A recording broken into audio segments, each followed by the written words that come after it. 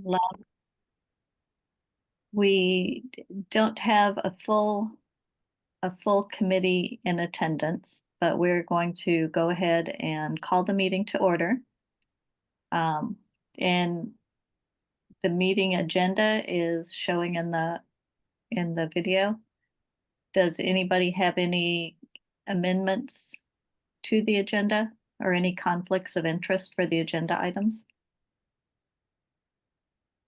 Nope. None here.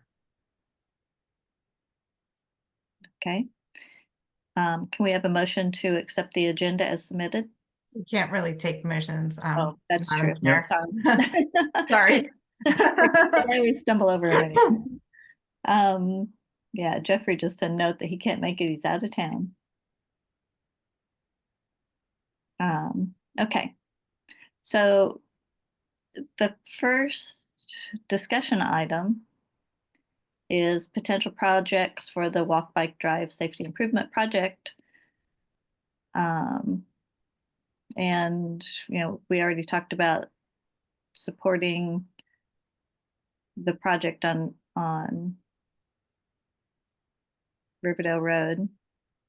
I think, Dan, you wanted to add the discussion item for Kenworth Avenue. So does anybody have any comments about the first agenda item, questions or comments? Can I ask a question, Madam Chair? Sure. Do you have a project description that would help on the staff side in terms of preparing to?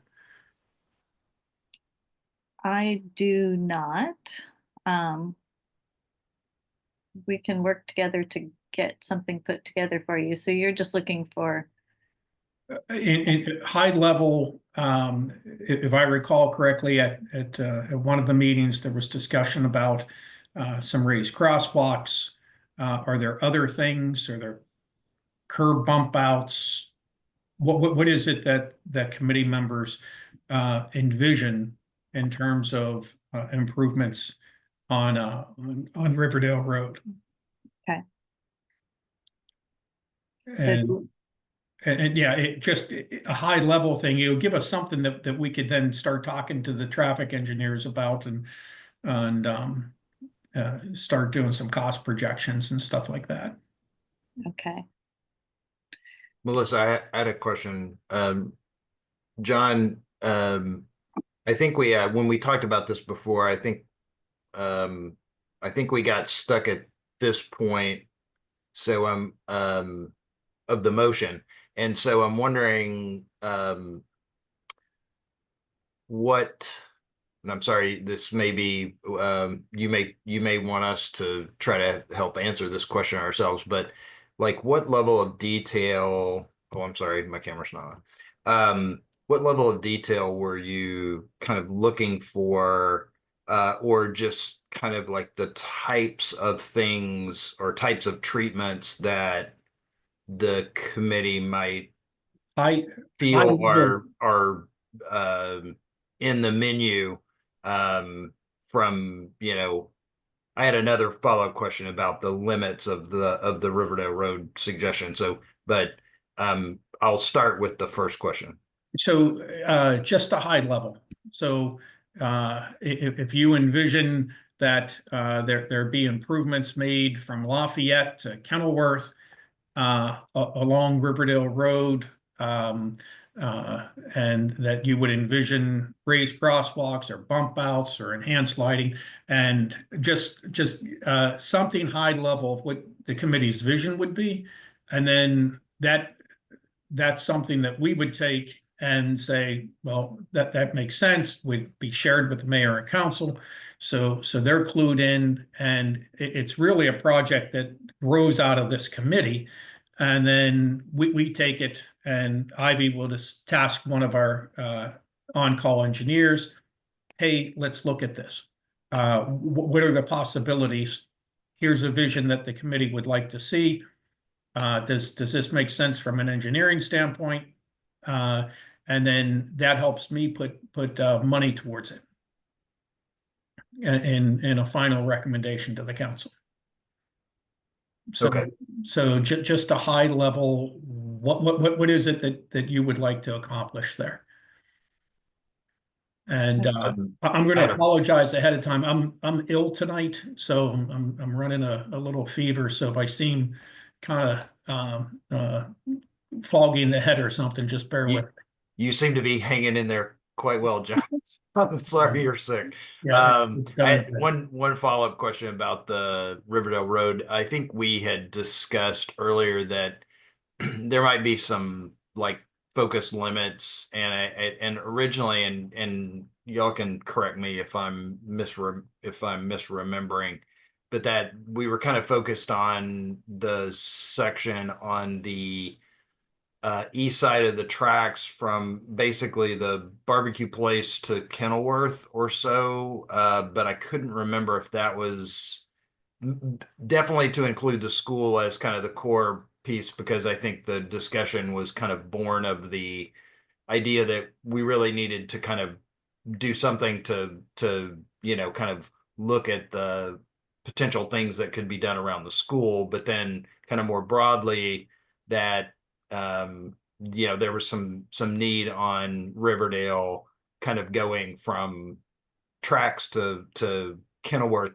But I do remember that the bridge over the river was also one of the discussion points. So I just didn't remember if there was a consensus there, or what the limits might be. Melissa. There was a little bit of talk, in my mind, we were focusing more around the school property area and the bridge area. But there was some discussion of having it from 250 Barbecue to Kenilworth from Lafayette. Is it Lafayette or Maryland Avenue? There at the corner. Okay, from Lafayette to Kenilworth. So that's a long stretch, but it would be, I mean, it's always more advantageous to look at things on a corridor or a network level. So if we start with the corridor and see what we think is the most important, and then maybe prioritize where we think improvements should begin. And right off the bat, there's 350,000 parked in a project that can be expended on this. That doesn't get you very far, but Well, it's better than nothing. in terms of because there are sidewalks, so sidewalks exist. There's lighting already along that road. And that type of infrastructure costs more. So if it's raised crosswalks, if it's bump outs, stuff like that, we should be able to accomplish a decent amount. Ivy, I don't know what a raised crosswalk costs these days, but I would think we would be able to do a decent amount of work. And then there's a new budget year coming up in 26. So it could always be phased where this is the initial, and then what we're looking for phase 2 on that corridor.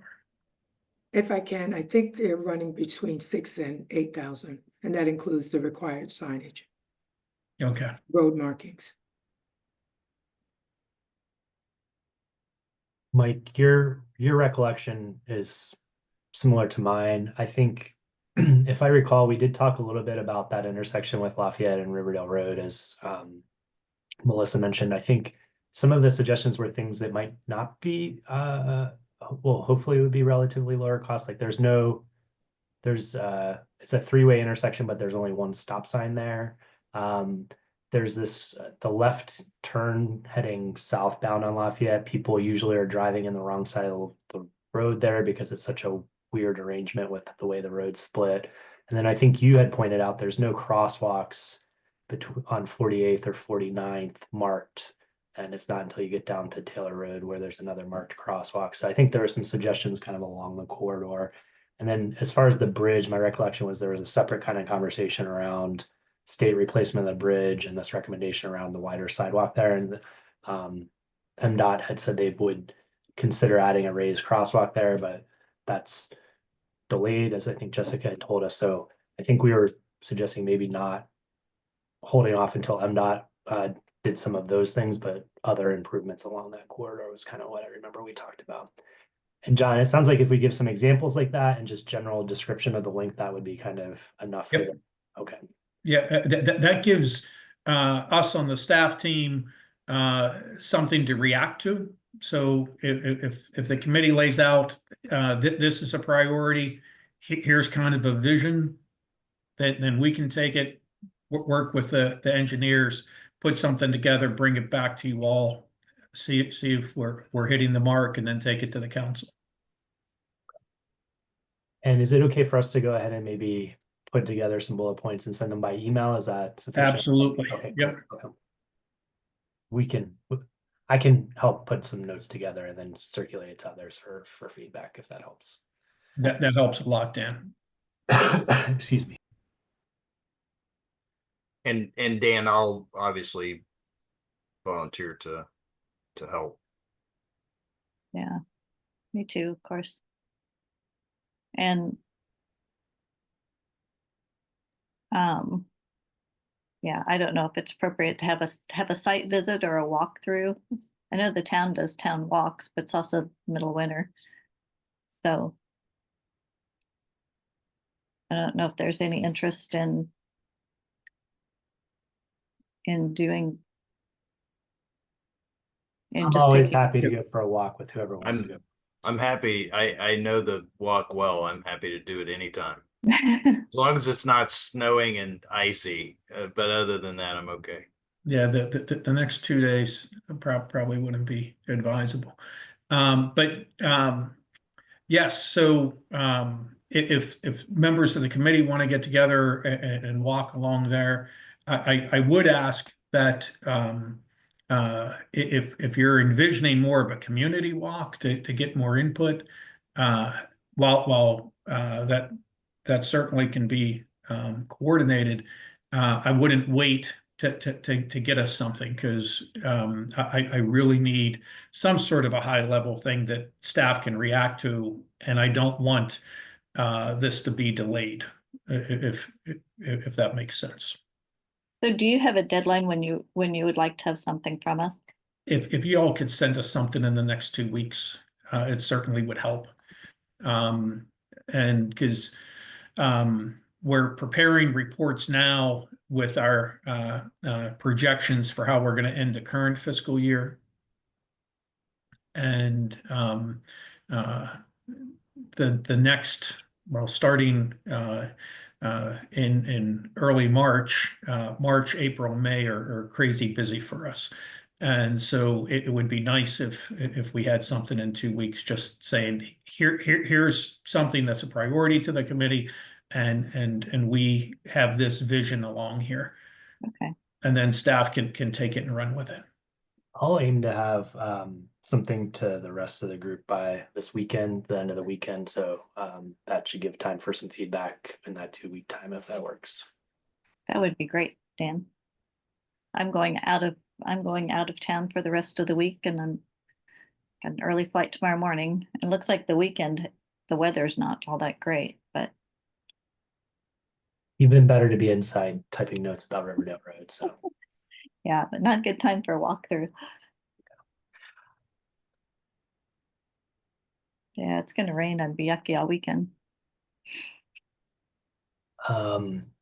did you want me, Melissa, to just mention the Kenilworth Avenue, the number 2 on the agenda? Sure. Okay. Sure. Well, I also don't know if there was any other points on this, but so I had just asked to include this. So the MDOT, as we've discussed at prior meetings, is doing their pedestrian safety action plan project, and I saw Melissa at the kind of kickoff meeting in December. Unlike the Maryland 410 corridor and some of the other projects, they are kind of starting from scratch. So they have no plans yet as far as what they're going to do along the corridor, and they're soliciting community feedback. And County Councilman Eric Olson had a meeting on the Kenilworth corridor more broadly this weekend that I sat in for a little bit, and MDOT representatives were there and said they are still collecting feedback at that kind of preliminary level. So I was just wanted to bring it up as an agenda item. I think we had maybe discussed maybe the committee potentially making a recommendation to the town council and mayor of potentially sending a letter, just general support or specific comments that the town may have around certain safety areas. And similar to Riverdale Road, I mean, we can put together a short list of some of the items that we're seeing just to highlight those as well. But I was worried about letting it go too long because I know at some point MDOT's going to move forward with planning, and it just seems like we should take advantage of getting some feedback to them before they start putting together a preliminary plan or anything like that.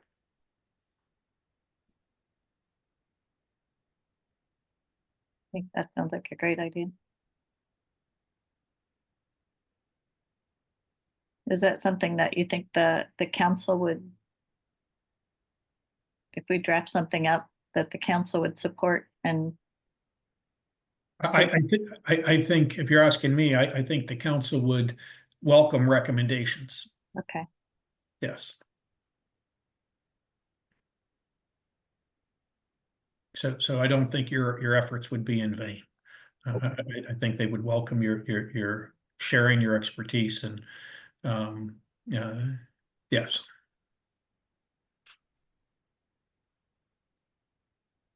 And that was really all I wanted to bring up around that. So I can again share some comments, and maybe by the next time we meet, maybe we can have something to vote on to share with the council and mayor. well, Dan, did you intend for it to be to go to the council and be submitted as comments from the town or from the committee? How Well, I does it think work it's if supposed to we go to recommend- the town council and mayor for any sort of decision or action, but I was just thinking similar to kind of we had made the recommendation around the bridge. I think maybe just recommending providing them with some suggestions of things that they might share with MDOT, and then leaving it up to them to decide what they actually relay to them. But I don't know if that sounds reasonable or a good way of framing it or not. And did you have a feel for the time frame for submitting comments? We just don't want to miss out if we can do them now. Yeah, I was a little worried that they were already starting to move forward, but from this weekend, it sounds like they were still just generally soliciting feedback. So I do think we have a little bit of time, and I do think they were saying they were aiming for the end of the year for a preliminary plan. So I think that gives us probably at least I think if we submit something in the early spring, that should hopefully be soon enough for them. But I can reach out to them just to confirm if there's like a hard deadline or anything like that for when they're looking for public comment too. I'm just trying to think of what agenda this might fit on in the future for the mayor and council.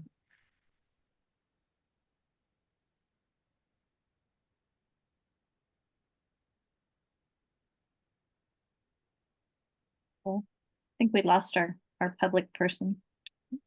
Yes, he put a comment in the chat that he had another meeting to attend. Yeah.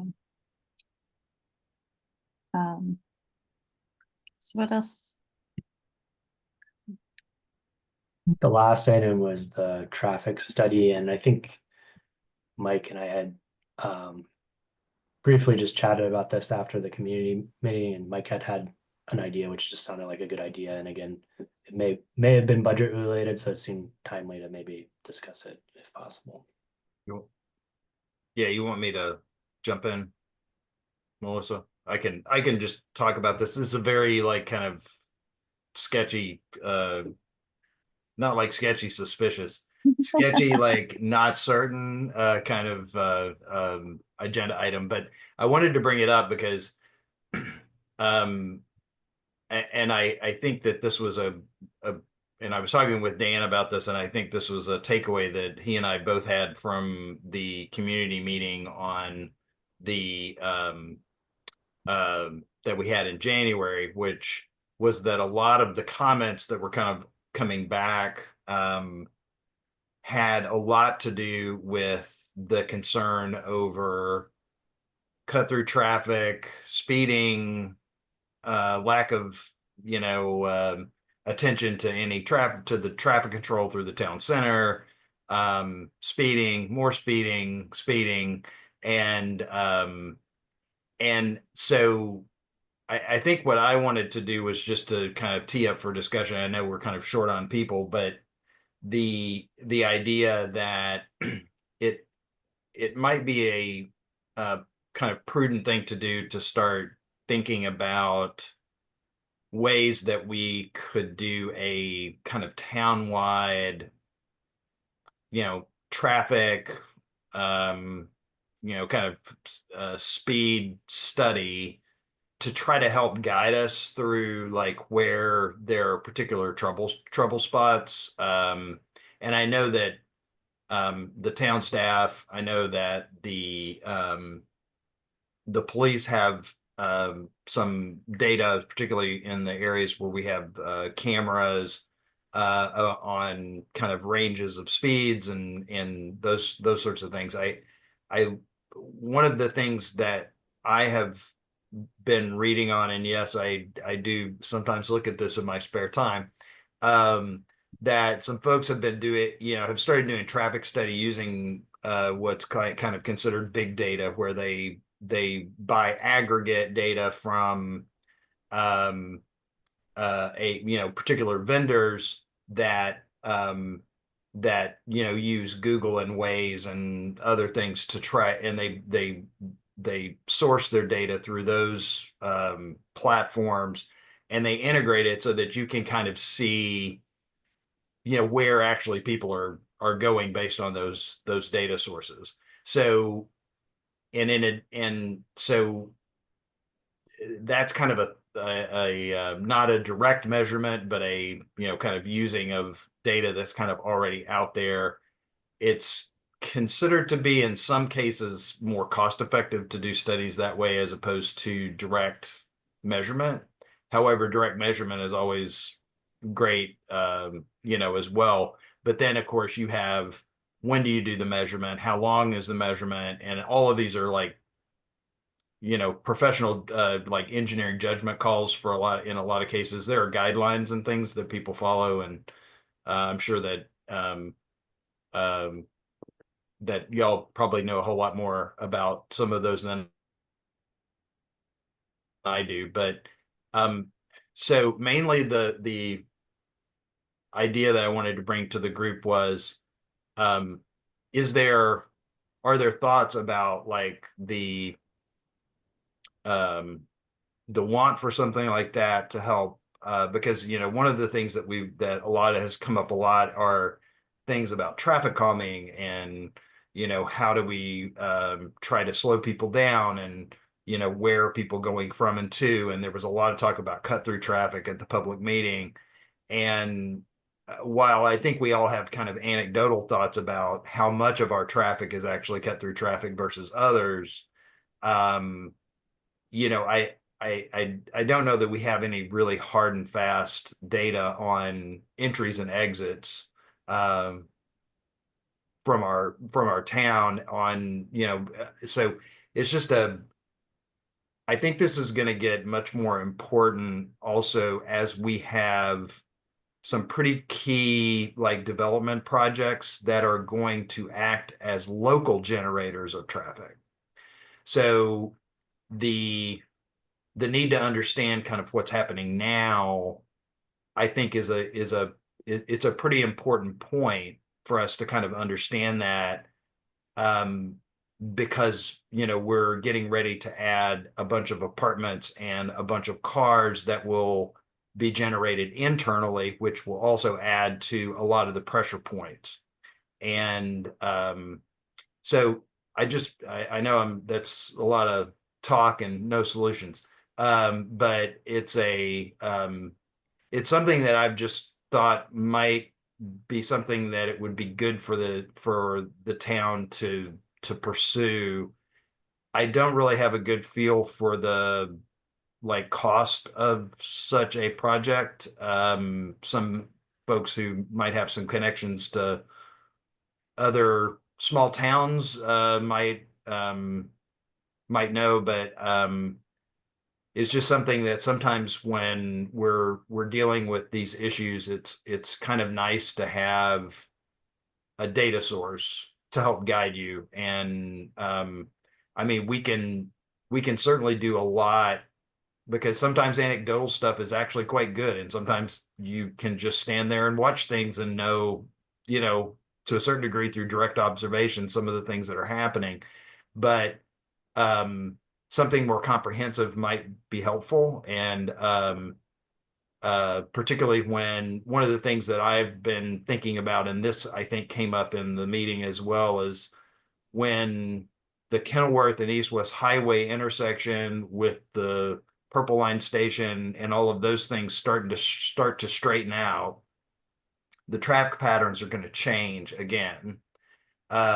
Because one of the reasons people are basically going through town and cutting up to the new traffic circle on River Tech, and that's actually one of the predominant like traffic flow patterns through town, and that came out in the study that the consultants did for the Natoli Place portion, that people were turning basically left and then they were going all the way up the street, and that's likely to start shifting a bit as the intersection changes, and that choke point where people are just trying to avoid going through that intersection starts to change, and people avoiding construction. So it's just I don't know, this is that's my thought. I'm gonna stop talking and see if anybody has any thoughts on that.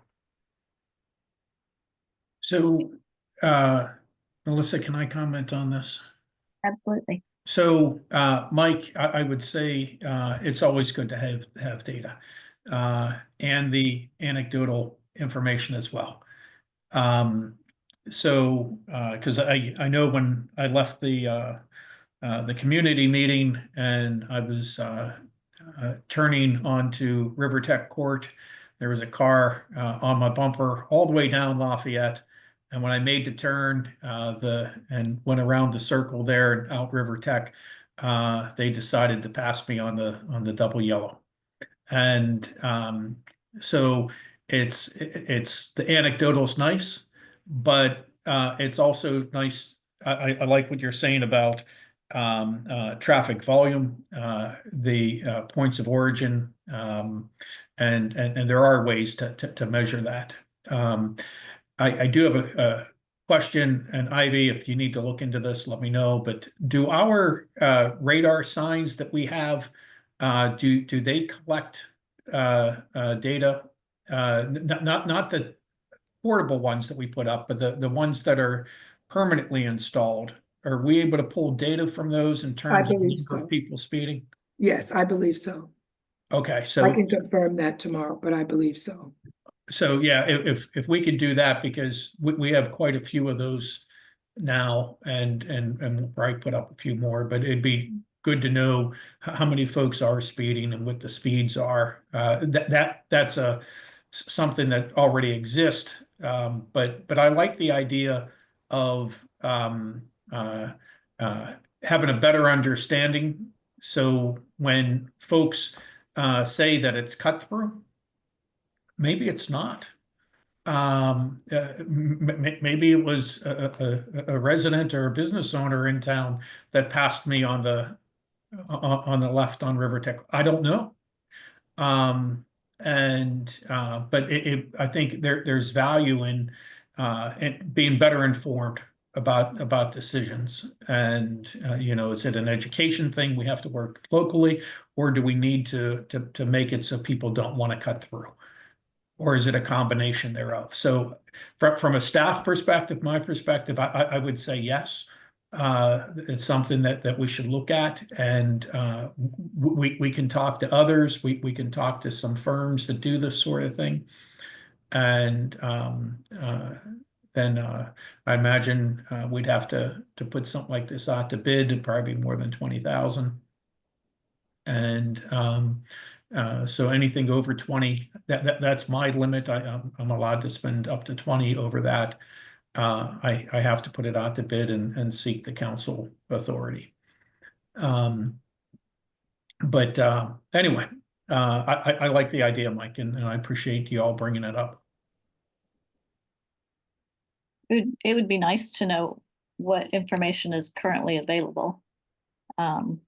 Because I think to spend I hate to kick things down the road, but to do a full-blown community study before the purple line gets settled, um, I I think might not be the most effective way to use our funds. And personal opinion, I don't know that that's, I don't know Well, that that's true. and it may not be a town-wide, but it may be where it makes sense for people to cut through and measure those areas. And I would think anyone who's trying to avoid Kenilworth, 410, or Baltimore and those intersections, that's where you're going to have people going on a diagonal or snaking through town roadways. I think we have to define too kind of what cut through traffic is, because to me, there's a lot of traffic on Lafayette. I live just east of the railroad tracks, north of East West Highway, and to me that's cut through traffic, but really it's the only path to get to the school for a lot of people. So they have a destination. They're not necessarily trying to avoid something else, but yeah, I think finding the priority areas that we think are a problem. Well, that's something that the staff team can look at and come back to you and get your thoughts on it. Yeah, that sounds fine. And maybe just a slightly different perspective is that who knows when the purple line is going to get kind of straightened out. I don't know when that intersection is going to kind of return to like kind of normal function. But I think the thing I'm concerned about is also that we have several development properties that are going to, in some cases, probably double the load on some intersections. Based on the traffic data that I saw, I mean, if we have 200 to 300 cars added at a at just a particular couple of points, it's gonna cause access egress issues, but it's also going to likely feed the same system and the same pressure points, and everyone's not gonna, from the one that's happening here, like the Chambers development or everybody's not going to be looking to go in the same directions. And so there's some pressure points that are likely going to be impacted by that. And I guess the magic of kind of trying to use some kind of third-party data that could just provide some insights without like going through a full-blown kind of traditional traffic study, it might allow us to also reassess at a future point as well. So I guess maybe I would just say, and this may be part of your exploration, John and staff, is whether a single like time frame, whether we could actually kind of think about this in terms of multiple time frames, like reassessing at particular points in the future, as opposed to let's do it once and get it and do it, and then we find out that there's all these externalities that are happening that it doesn't necessarily address or whatever, which are always probably going to happen. So maybe think about it in terms of like maybe we focus on cut through traffic speed and potential traffic calming or whatever. I mean, that seems to be a big concern. And understanding, Melissa, what you said, which is a lot of cut through traffic is mischaracterized because it turns out that there are people from the place that are also trying to cut time off and get places, right? So but some kind of study might help us figure out like how much of the issue is and figure out anyway. So it's just something to put out there, is that I'm not sure there's a perfect time to do this study when there's a lot of change going on. So I think another topic that I think is could be helpful is how do we encourage people to use transit or to walk and bike to their destinations and take some of the load off of the road? Because we like to think that we're a pedestrian friendly community and everybody bikes and walks everywhere, but I love to walk. I don't walk when it's dark. I don't walk when it's cold. I don't walk when it's too hot. And and other people are even more hesitant. And there's a big to do in the news about 17,000 cars coming downtown Monday as employees come back to work in the Navy Yard area. But there's no mention of all the ones that should be taking transit. So I think we need to be kind of broad thinking too about how we manage speed and manage the load on the systems that we have. And Mike, I know that Federal Highway put out a speed management document recently. Does it talk about data collection at all? I haven't looked at it. Not but on my shelf, okay. Melissa, sorry. Okay. I can get that resource for you, and I mean we can take a look at it. But I mean it's a public resource for everyone. Because they're trying to cut fatalities for all modes of traffic. So if I'm hearing the follow-up on this, John, you and staff are gonna maybe just dig a little and maybe come up with something and we can discuss it at a future time. Is that? Yeah, Okay. and we'll come back to you and say, we've looked at the different things, we've talked to different people, and here's what we found. What do y'all think? But Mike, I appreciate you bringing this up and the subsequent conversation in terms of not just looking at a point in time, but some sort of a regular schedule or periodic process. Yeah, and I just thought it was something that was really notable from that public meeting, that there were just lots of comments about speeding and cut through traffic and people who care versus people who don't care. So I thought it might be a good thing to bring up. So thanks. I appreciate it.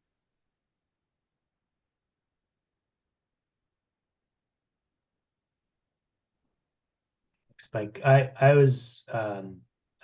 think it sounds like a good idea. I was just gonna also throw out, I think I was talking to Jared Stoltfoots, who is a council member of Mount Rainier, and I believe he said they were able to use some of their SS for it. And I know they have an implementation rather than we got a planning grant, but I think he said they were able to go back to USDOT and request to budget a little bit of money for studies. And so I don't know if that might be just an idea for possible funding sources.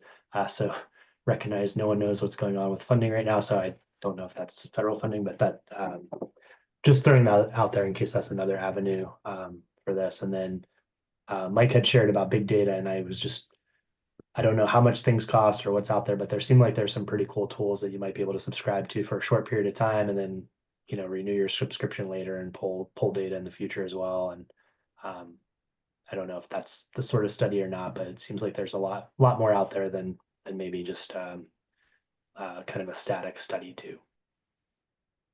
Yeah, and I can send a link to the website of one of these data providers so that everyone can see what I'm actually what Dan and I are talking about.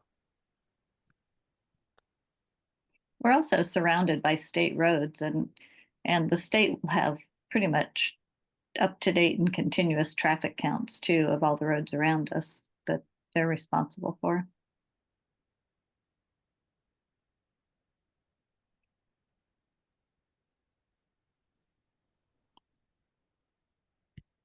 Okay.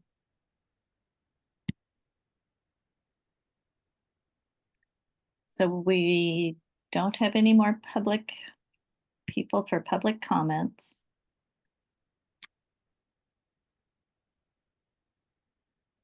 Does anybody else have anything to talk that they want to discuss?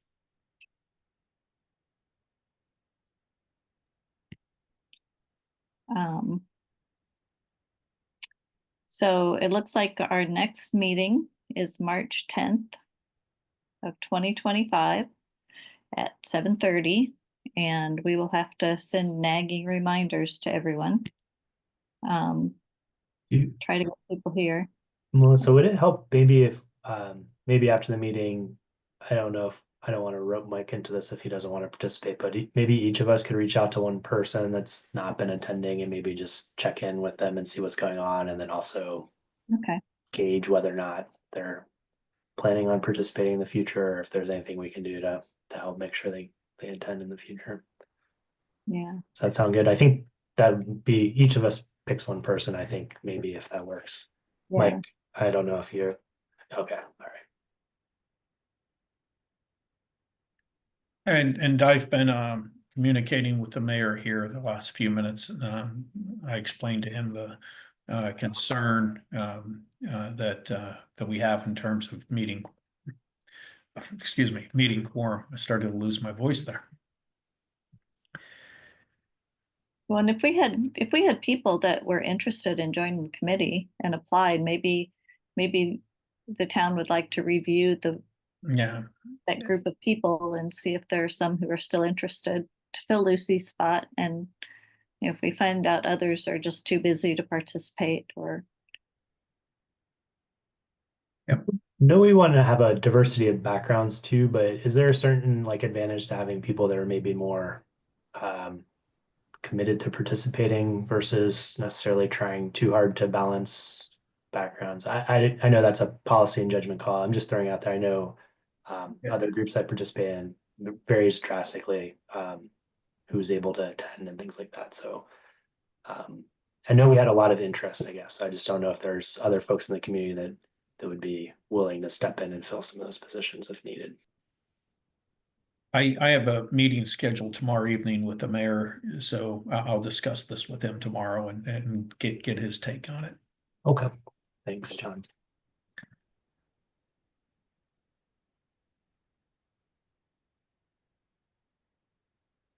Well, John, I'm not even feeling sick, but I am loopy at this point in the day, so I think if we're finished with agenda items too, I'd be happy to reconvene to late next month. That sounds like a plan. Ivy, you're gonna attend the 8:30 meeting, Actually, and we I'm have a already in. lieutenant there as well. Okay, Yes, I'm gonna pass on that one. sure. All right, you all take care, and thank you for your commitment to this, to the committee, to making things safer in town. From a staff perspective, we find value in this, and we appreciate your input. well, we appreciate your time as always too. So Good. we'll get information to you on the Kenilworth project and on the Riverdale Road project in Great. the next couple of weeks. You all take care. You too. Stay warm, everybody, too. Take care. Bye-bye. Bye-bye. Bye-bye. Bye-bye.